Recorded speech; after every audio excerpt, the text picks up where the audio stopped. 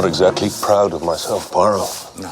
Things are pretty awkward around here. Somehow Jacqueline seems to have found out about the whole wretched business. You asked her to perjure herself in court, and she would not. I'm afraid that is correct.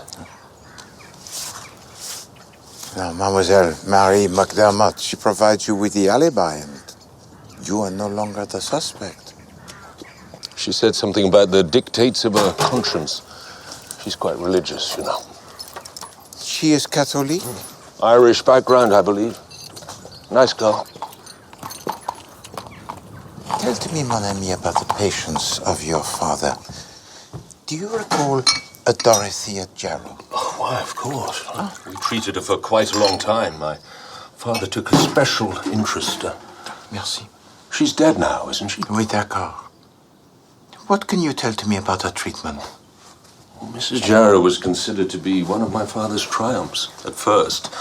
Her husband had died on the Western Front, and that left her rather fragile, I'm afraid. So she was disturbed mentally? No, at this point she was not thought to be.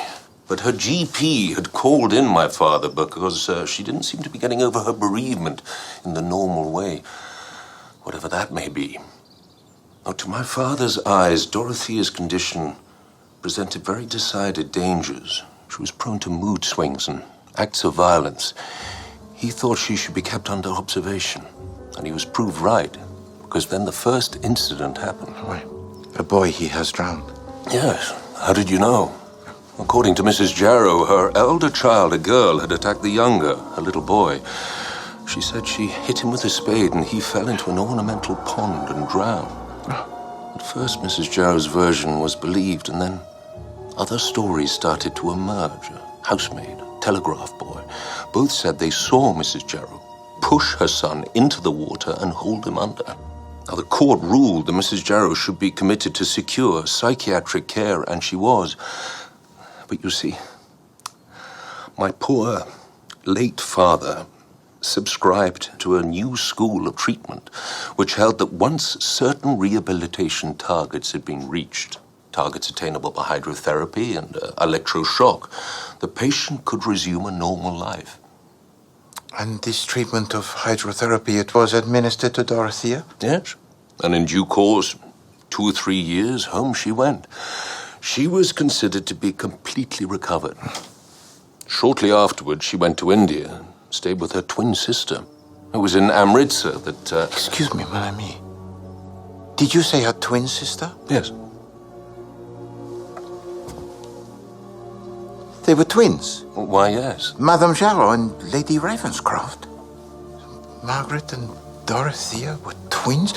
Why has no person told me this? But this was my father's special area of research. I thought you knew. No, He was an authority on twins. So perhaps Margaret suffered from the same malady as Dorothea? No. She was perfectly sane and devoted to looking after her unfortunate sibling. You see, General Ravenscroft had throughout paid for his sister-in-law to receive the best treatment in England. He was on good terms with my father. When they returned from India, they often had Dorothea to stay. Why was he so kind to her? Well, I think I can tell you that. When he was a young subaltern, Dorothea was considered a fabulously beautiful woman. Alistair Ravenscroft fell in love with her. And then I think he caught a glimpse. Saw behind the eyes, the danger zone. And so, he proposed to Margaret instead.